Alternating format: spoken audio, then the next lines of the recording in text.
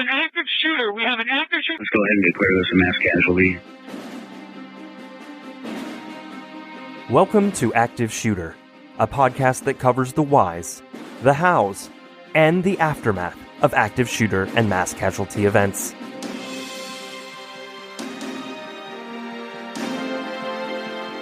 They have an active shooter in the building. A second call says they are being attacked. I've been shot. 16910 means we got shots fired at 4:15 at Route 291. Sounded like an automatic firearm.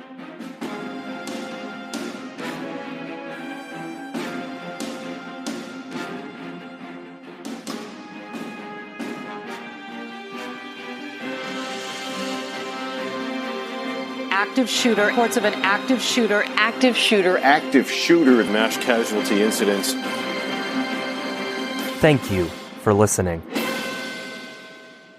You are listening to Active Shooter, a podcast that may contain adult themes, explicit language, and graphic depictions of violence. Portions of this show may be traumatic for those under 18. Listener discretion is advised. More breaking news to tell you about tonight. 3 people are now dead and the alleged gunman in custody after a shooting spree in Fresno, California. And police believe the violence might be racially motivated. They say that was wanted for the murder of a motel security guard, and he went on the rampage after seeing he was a suspect. Well, he allegedly shot and killed 3 white men, firing 16 shots in under a minute. Now, police don't suspect terrorism, but they are looking at it as a possible hate crime. Fresno, California, which is the state's 5th most populated city, was still bustling and busy on the cool, clear evening of Thursday, April 13th, 2017. Fresno is Spanish for ash, and the city seemingly obtained its name precisely for that reason: the copious amounts of ash trees that lined the Central Valley.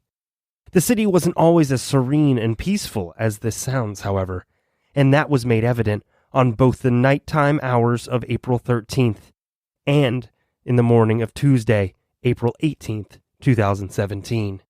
The 110 or so intervening hours were filled with a terror that many residents had never experienced before. An active shooter suddenly, and quite inexplicably, opened fire and murdered 4 innocent people, leaving a city reeling with the trauma and fright of such an attack. A targeted attack. A racially motivated attack.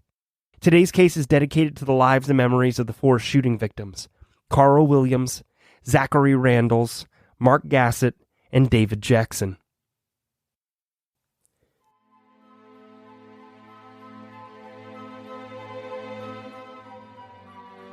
Active Shooter the Podcast is a High Five Holly production, and I'm your host, JT. If you've listened to our prior episodes, you know that the Active Shooter Podcast team has taken the No Notoriety Pledge, and we will not be sharing the real name of the shooters that we cover. We will be giving the shooters a pseudonym and refer to them by that name throughout the episode. This will help in clearing up any confusion in the story, while remaining true to our pledge and not naming the shooter by their actual name. We will refer to today's shooter as Zane.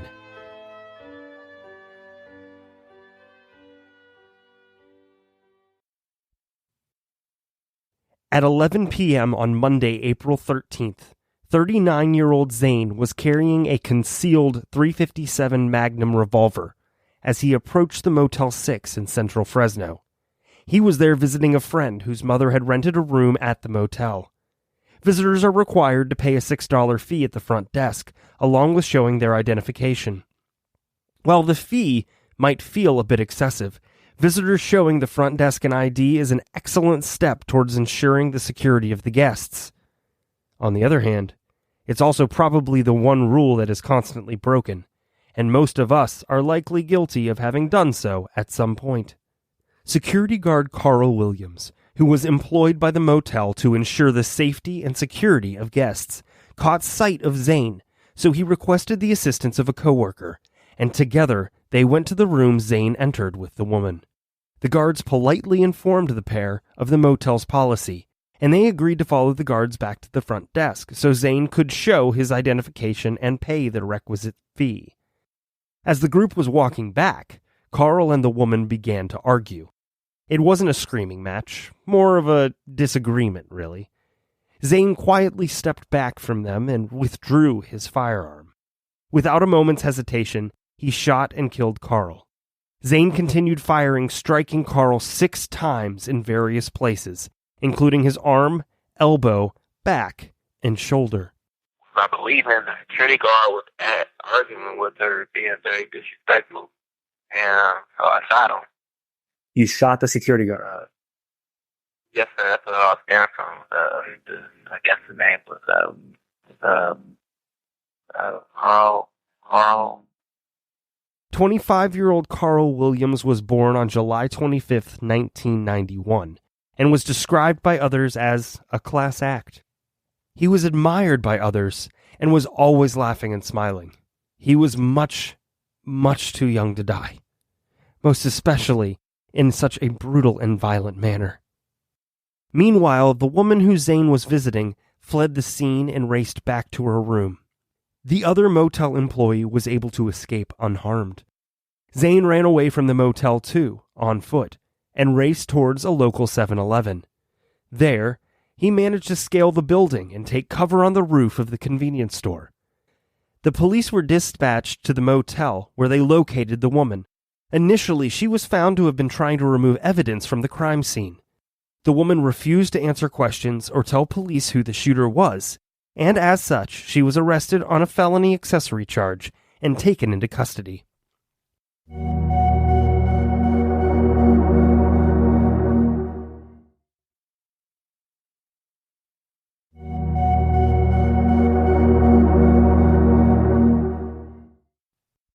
As police continued to investigate the crime, interview witnesses, and try to determine who the shooter was, Zane sat perched atop the 7-Eleven, where he patiently waited and watched until the early morning hours when police eventually left.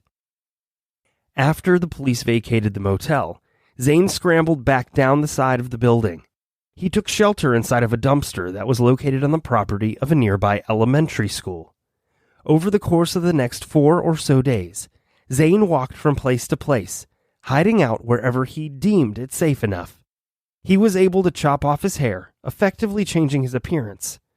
On the morning of Saturday, April 18th, the Fresno Police Department announced that they had identified the shooter from the Motel 6 shooting on the 13th and named Zane as the suspect. Later that same morning, Zane entered a Starbucks. It was cloudy and gray, and a light misty type of rain hung in the air. Inside of the coffee shop, Zane was busy logging on to the Wi-Fi, where he proceeded to watch the news broadcast that named him the shooter.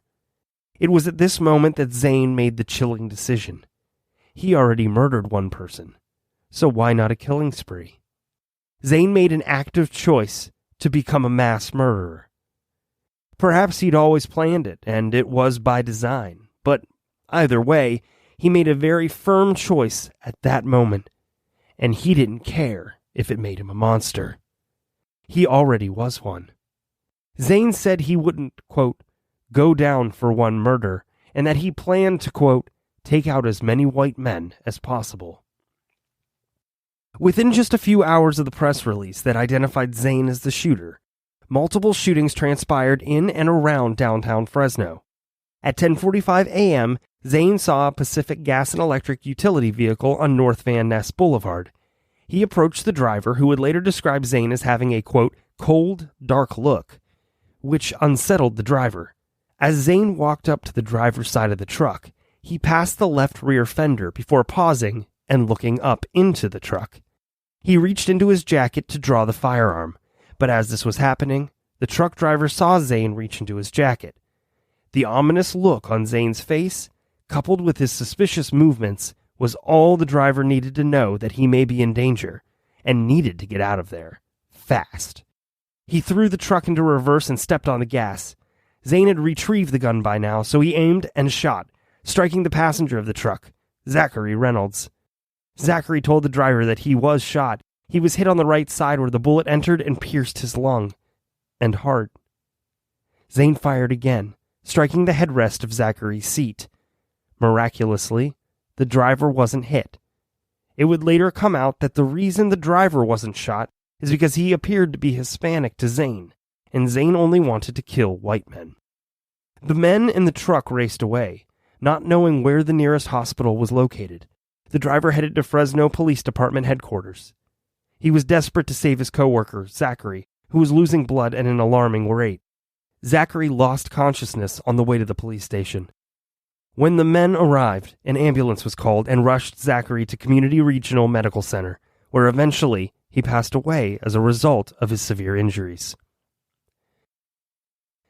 34-year-old Zachary David Randles was born and raised in Lemoore, California.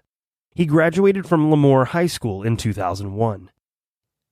He and his wife attended high school together, but began actually dating while attending California State University, Fresno.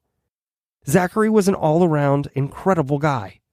People were drawn to his humor, but it was his generous and assiduous spirit that kept so many people in his life. He could often be found partaking in a game of cornhole on the beach, jamming out to his favorite artists, including Foo Fighters and Billy Joel. Food was another passion, and he particularly enjoyed a good steak or burger, sushi, Brussels sprouts, and sweets like pecan pie and lemon bars. The science enthusiast was also interested in older cars, visiting Hawaii, and he was deeply devoted as an LA Dodgers fan. Zachary leaves behind his love, Katie, and their 2 small children. Their loss is indeed immeasurable. After shooting Zachary, Zane began to walk along Mildreda Avenue before heading west, where he came upon a man who was exiting his residence. Zane missed, and the man was able to take cover while Zane reloaded his weapon in the alley between Van Ness Boulevard and Fulton Street. He briefly considered going back after the man he just shot at.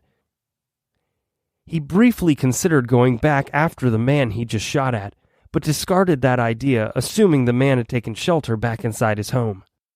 Zane proceeded down North Fulton Street, and again he raised the firearm and shot towards a car that carried a woman, her adult daughter, and her young granddaughter.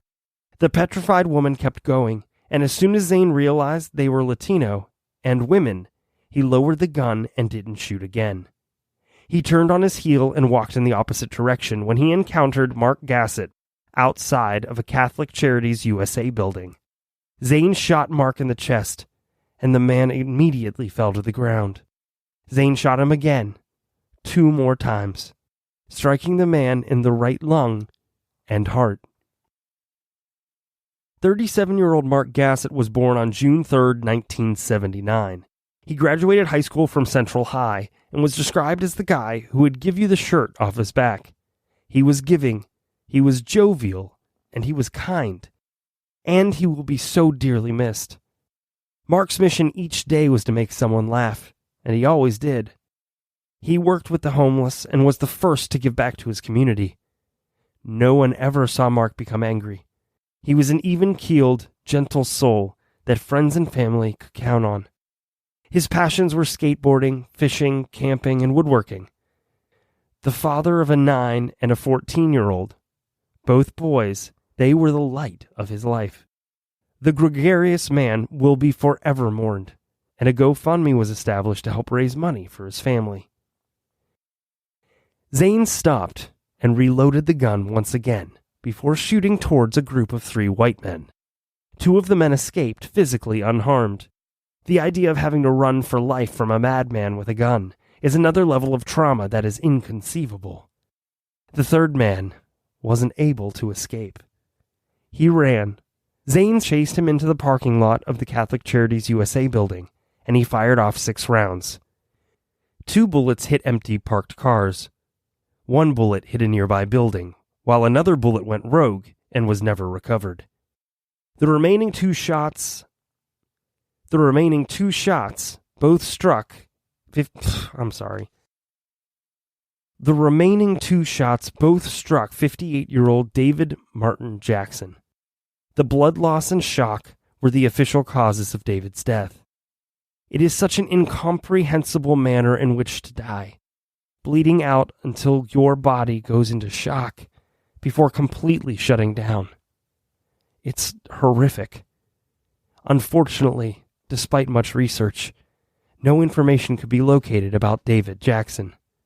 May he rest in peace. It's likely that numerous individuals called 911 after seeing a man walk up and down Fulton Street brandishing a firearm. We're getting reports of multiple gunshot incidences in the downtown area. We're going to need to get more units out here. We just got another call in of 6 shots fired. Police responded to the scene only 4 minutes after the very first shots that morning. Nearby schools and government buildings were placed on lockdown while police approached Zane. For his part, Zane screamed, "God is great" in Arabic 3 times as he was arrested and taken into custody. No gun was immediately located on his person, but Police Chief Jerry Dyer later reported that the weapon was wrapped in clothing and an unknown male arrived on the scene, retrieved the gun from Zane, and then the unknown man bolted. The entire shooting on the 18th lasted only 90 seconds. In those 90 seconds, 17 rounds were fired, and 3 men died. Zane was arrested without incident, and when he was questioned, he confessed. He described in detail the shooting spree, and he laughed. It was a menacing, purely evil laugh, which shows just how depraved and soulless this individual is.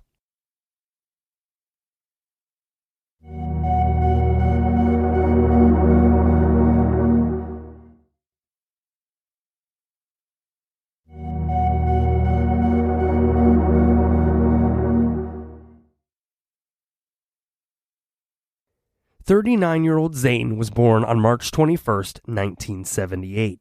His grandmother reported that he was drawn to Islam at a very young age. However, he also attended a Baptist church. He lived between both Sacramento and Fresno for the majority of his life, but he was homeless at the time of the shooting. Growing up, Zane affiliated with gangs, though he was never actually a member of one.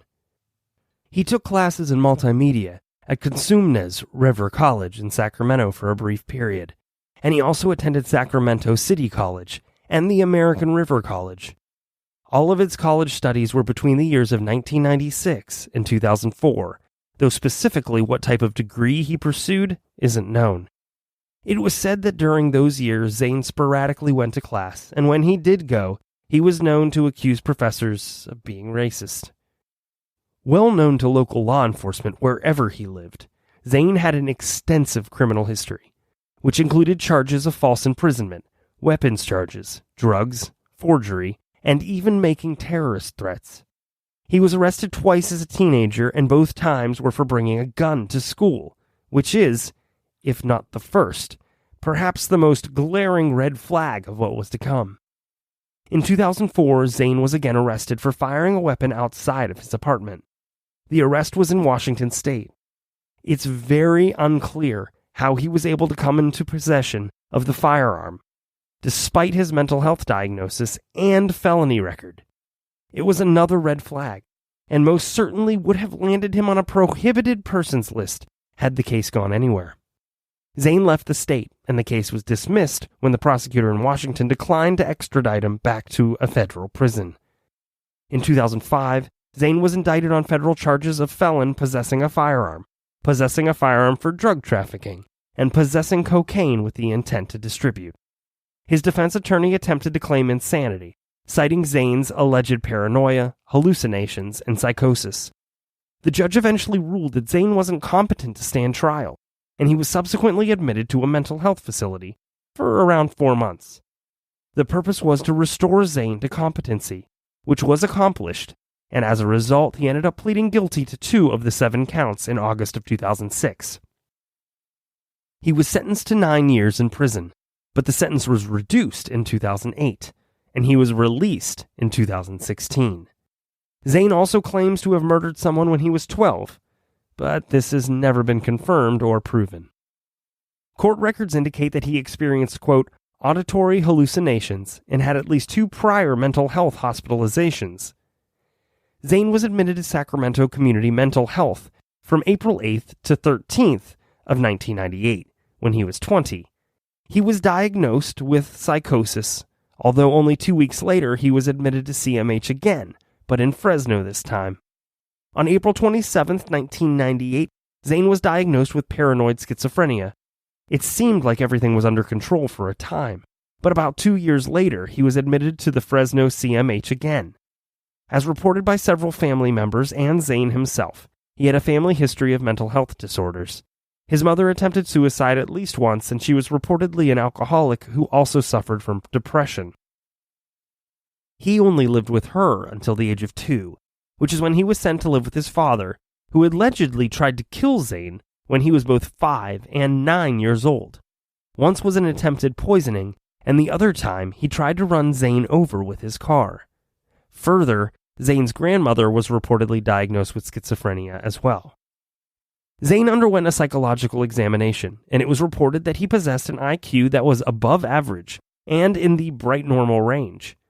Zane never reported during this exam that he experienced hallucinations, though the examiner indicated that Zane claimed to see fantastical images like lynchings, dungeons, but he also reported that he could smell blood, which was described in the report as, quote, olfactory hallucination. Zane eventually confessed to having auditory hallucinations multiple times a week. These included hearing women and children's voices calling out for help. Zane said that the hallucinations increased in frequency and had started to include images of black women and children in the dungeons screaming to get out.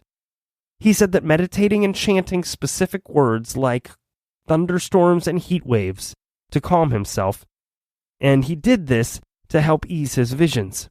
He also self-reported a suicide by hanging attempt in 2005. Zane's psychological report, which will be linked in the show notes, is in its entirety, and it indicated that Zane reported having a disturbed childhood. According to Zane's own claims, when he was 3, he, quote, broke a white dude's ankle when he struck it while riding a big wheel toy. Allegedly, the man yelled at him. The relevance of the story isn't clear, but it seems to be the starting point of Zane's hatred for white men. The report further indicated Zane recounting being in a gang in Sacramento when he was 9. He claimed to be the leader of the gang, and they sold drugs, drank, and hung out all night. Perhaps the wildest claim was that he shot an adult when he was only 12, but as previously stated, this has never been corroborated with any sort of evidence. Zane seemed to speak of these troubling experiences in a boastful manner, and he even laughed at times. It was the opinion of the examiner that Zane seemed to understand how to manipulate symptoms of his various mental illnesses to his advantage, depending on whom he was speaking to.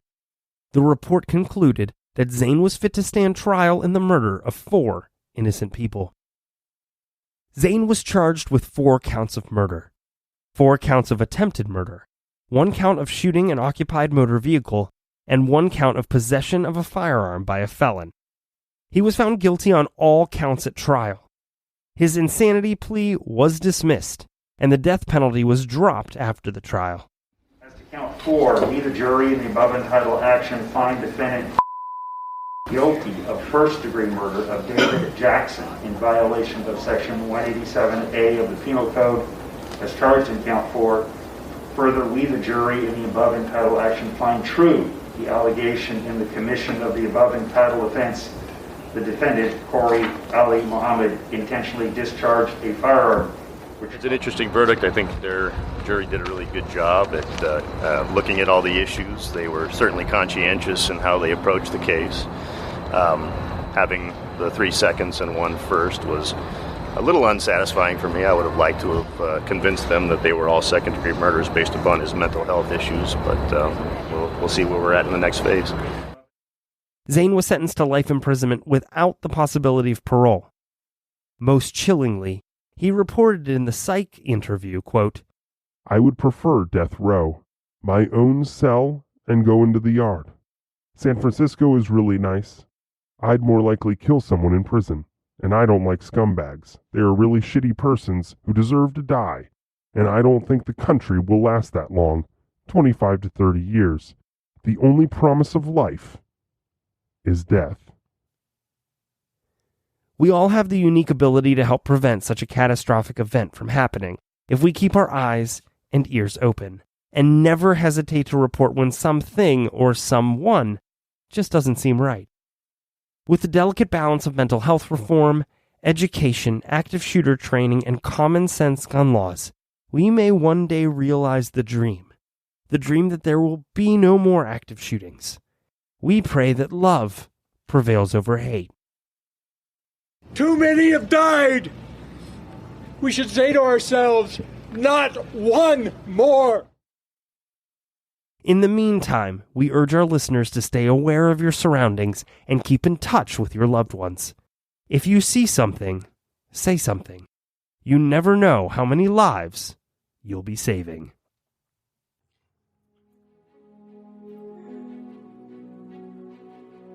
Thank you for listening to today's episode of Active Shooter, the podcast.